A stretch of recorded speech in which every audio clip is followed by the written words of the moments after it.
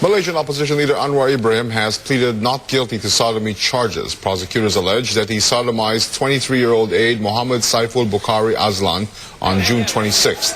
Despite fears he would not be granted bail, the Sessions Court judge approved a $6,000 bond. He next appears in court on September 10th. Mr. Anwar said the decision allows him to campaign for the August 26th by-election.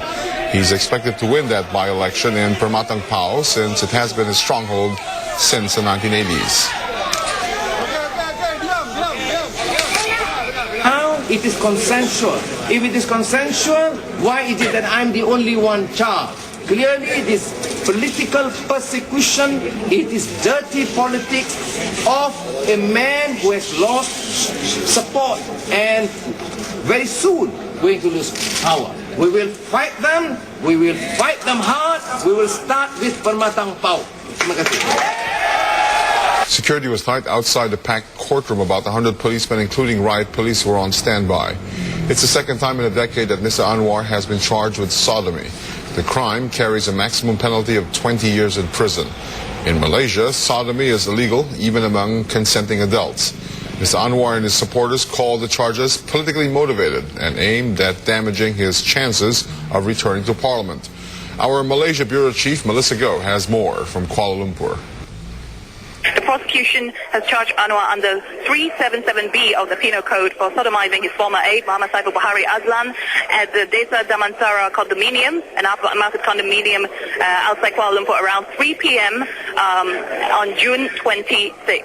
An offense which Ms. Anwar, he said, has provided strong alibi.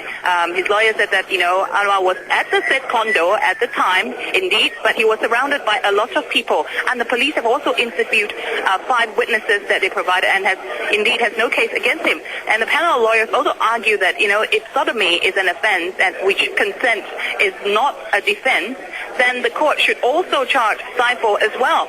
Now, in granting bail of 20,000 ringgit or just under $7,000 US, the judge has also set conditions, including impounding Mr. Anwar's passport. But that was later withdrawn after the lawyer argued that there's no reason for Mr. Anwar to run away since he's facing a crucial by-election in Permatang Pao in 3 weeks' time.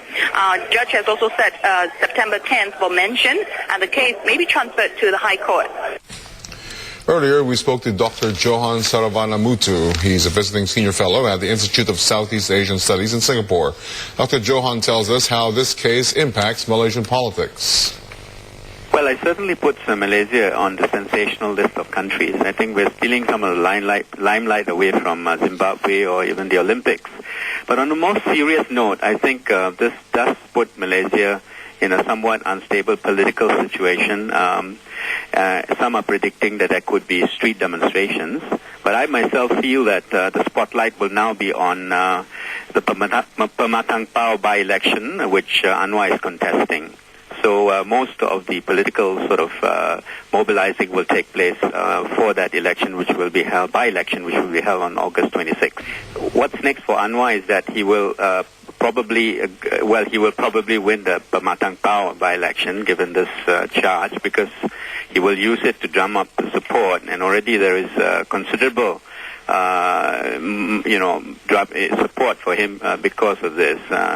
And it will also put the leader of the opposition, he is the leader of the opposition, in the international spotlight, and Malaysia in the international spotlight as well. And so this will be a highly sensational, highly high-profile trial, just as we've had in 1998, 10 years ago. Dr. Johan also examines how the Malaysian government has handled the situation so far. This definitely help Anwar win the by-election, and of course the possibility of his being the leader of the opposition in Parliament is there. However, if he is snared by the trial, he may not be able to do all the kind of work that he was planning to do to forge a winning coalition in Parliament and to topple the government. So this could be seen as a tactic on the part of his political opponents to slow down that effort of his to topple the government as well.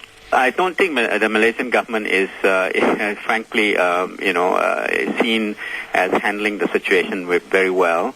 The country is in some difficulties economically and so on.